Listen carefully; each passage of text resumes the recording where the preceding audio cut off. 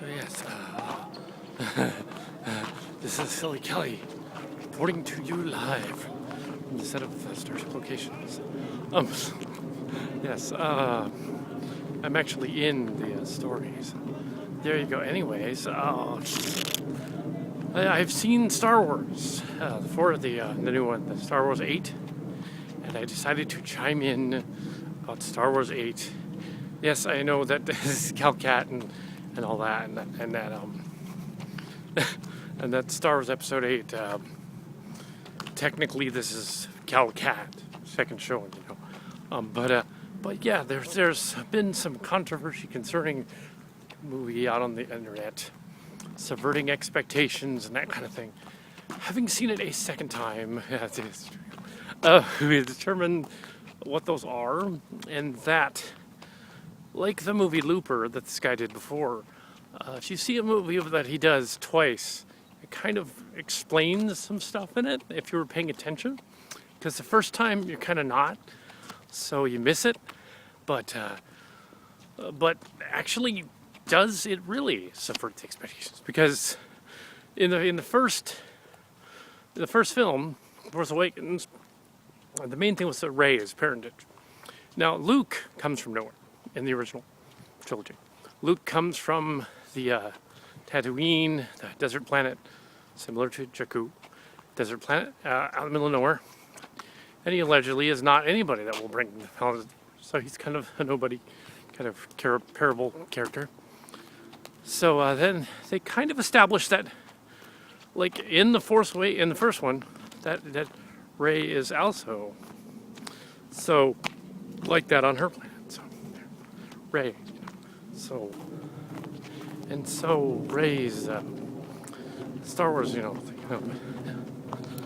So Rey's people were walking by. So yeah, so they say like she's a nobody in The Force Awakens. So they're complaining about that, but that's in The Force Awakens. Go back and watch it.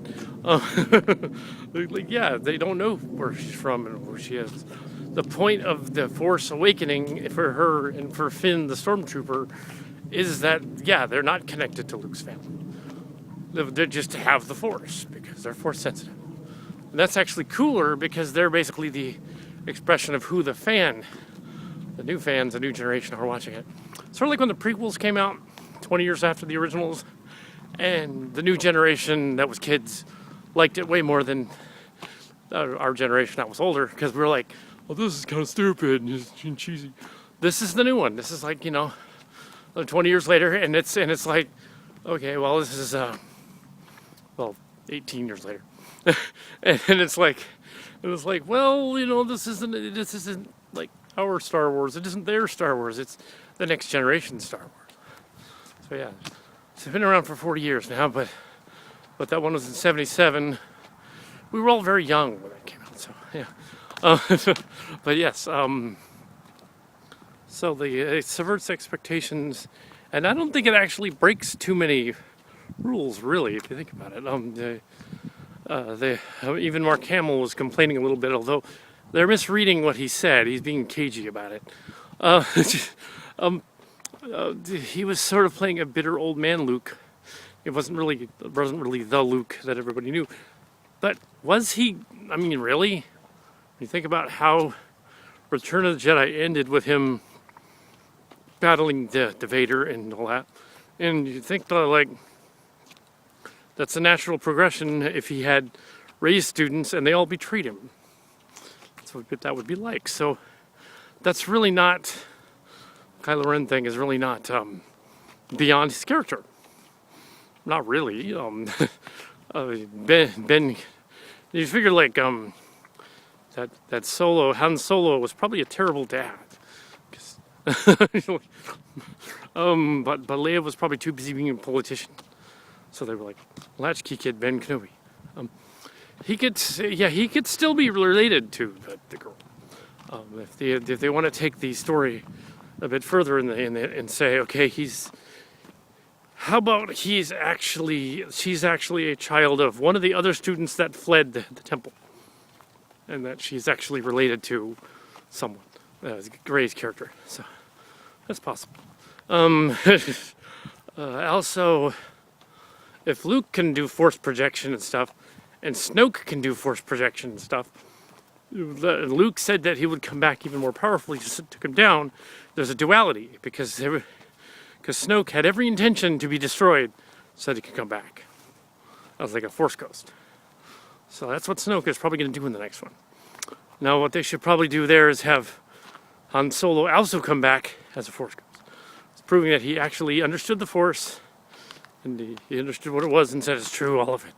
So yeah, it's not a bad movie. It really is a good movie. It has entertaining. All of the fan hate seems to be centered on. They're not exactly like they were in The Force Awakens, but when you really look back at The Force Awakens, they really didn't have any depth in that movie. They were just there. If you go back to that original one, it's like, yeah, I mean, if you look back at like how they were done, you'd be like, but they really didn't. I mean, yeah, they're just like, oh, Rey is another Luke Skywalker, and she has powers, and she goes on a mission, sort of like Luke and Han together. Oh, and Ben is the other one that should be more like them, but isn't. It's like it's a duality of the whole thing. They're not siblings, but force-wise, they're siblings. Force-wise, they're foils for each other. They're not going to get together, though. That would be weird. I was not expecting them to get together. They didn't. And the part where Snoke basically like lets them kill him, it's pretty obvious that Snoke did that, like on purpose for whatever reason. I'm thinking that because the guards attacked him afterward, that the original Snoke wasn't actually on the cruiser, and that the puppet master bad guy dude is actually just some other dude.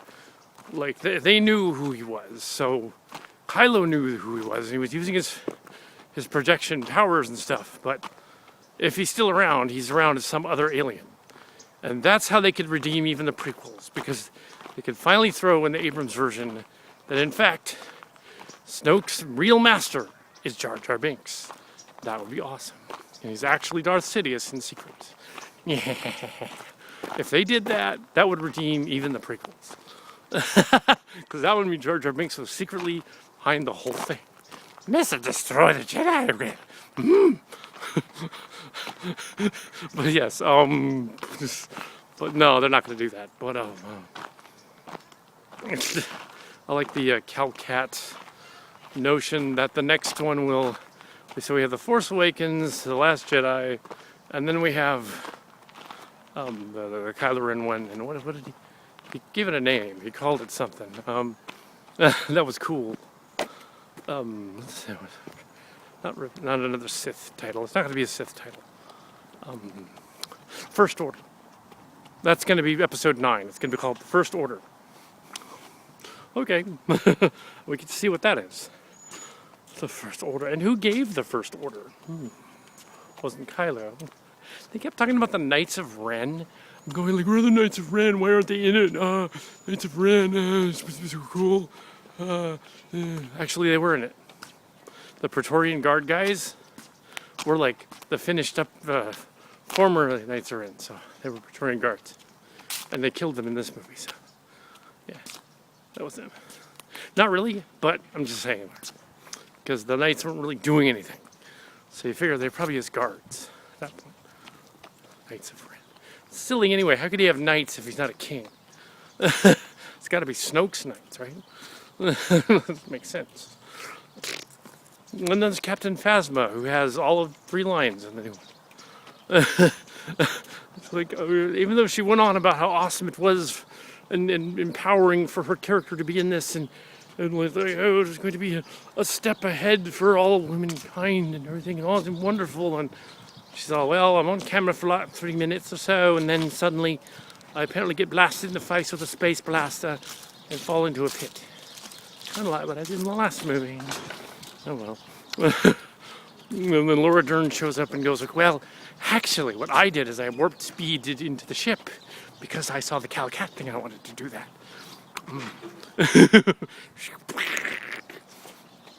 Yep.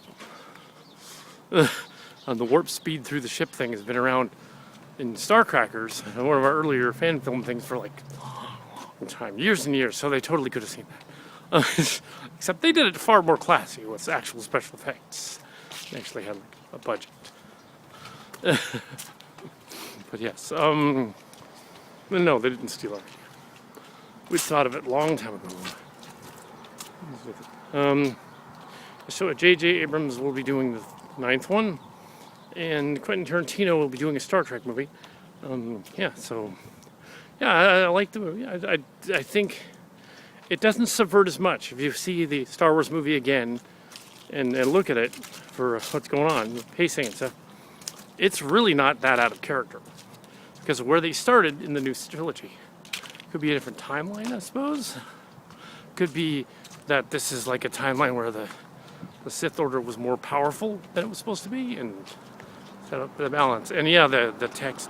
What Yoda meant by that scene is that they already had copies of the stuff elsewhere, so, blow up this tree, but so.